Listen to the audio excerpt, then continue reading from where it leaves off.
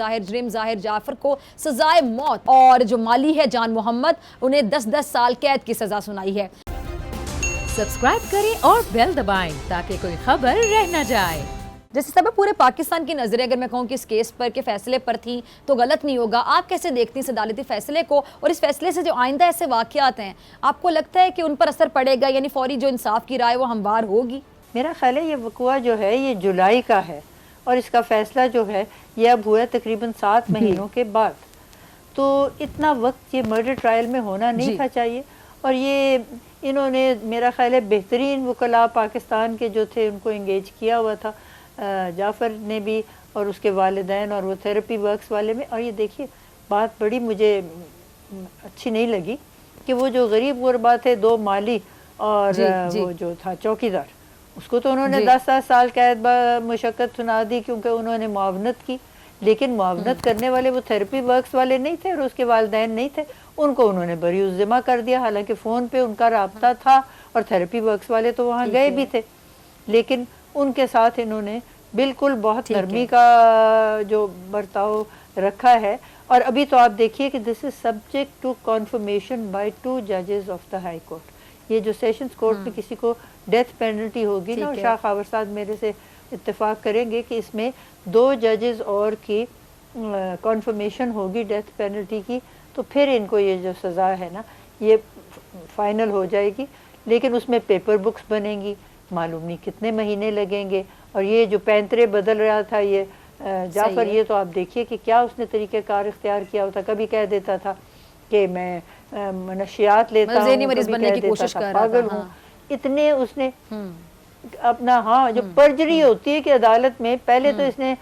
جو تھا ایک بال جرم کر لیا، اس کے بعد اپنا کوئی نہ کوئی علیحدہ اختیار کر لیتا تھا اپنا رویہ۔ تو یہ ساری باتیں جو ہے نا اس میں جیسے سب یہاں تک کہہ دیا کہ میں بے ہوش ہو گیا تھا اور جب میں ہوش میں آیا تو تب نور مقدم آلریڈی قتل ہو چکی تھی،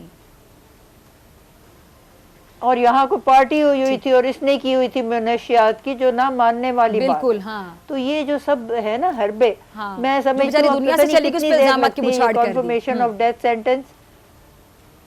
جی ہاں، اور اس بیچاری دیکھیے جو کچھ اس کے ساتھ وحشیانہ اس نے حال کیا، میں کہتی ہوں ہر پاکستان کی عورت جو تھی نا وہ ششدر رہ گئی تھی۔ اس طرح کا وقوع میں نے اپنے 80 سالوں میں کبھی نہیں دیکھا۔ اور اب یہ دیکھیے سپریم کورٹ تک یہ جائے گا، اور مجھے تو جو بہت زیادہ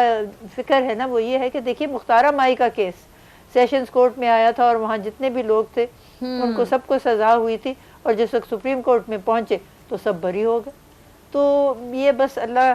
جو ہے نا وہ سب خواتین کو اپنی حفاظت میں رکھے۔ یہ پاکستان کی خواتین کے لیے ایک جو میں سمجھتی ہوں بنیادی حقوق کا مسئلہ ہے کہ کس نگاہ سے دیکھا جاتا ہے کہ عورتیں جو ہیں وہ ان کو آپ نے اسی طرح سے ان کی طرف رویہ رکھنا ہے، عدالت نے اور سب نے جس طرح کے مردوں کے ساتھ۔ اور میں تو شکر کرتی ہوں کہ عائشہ ملک ہماری پہنچی ہیں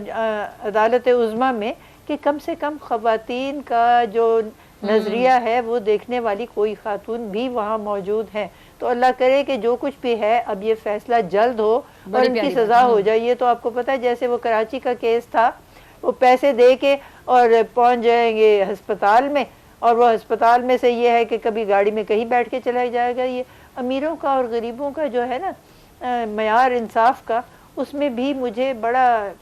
جو ہے نا اس سے فکر رہتا ہے کہ ایسا کیوں ہونا چاہیے۔ یکساں 25 ہمارا آرٹیکل جو ہے آئین کا، وہ کہتا ہے ہر ایک کے ساتھ ایک جیسا سلوک ہوگا۔ آرٹیکل 4 کہتا ہے کہ ہر ایک کو قانون کے مطابق کیا جائے گا، انصاف ملے گا۔ تو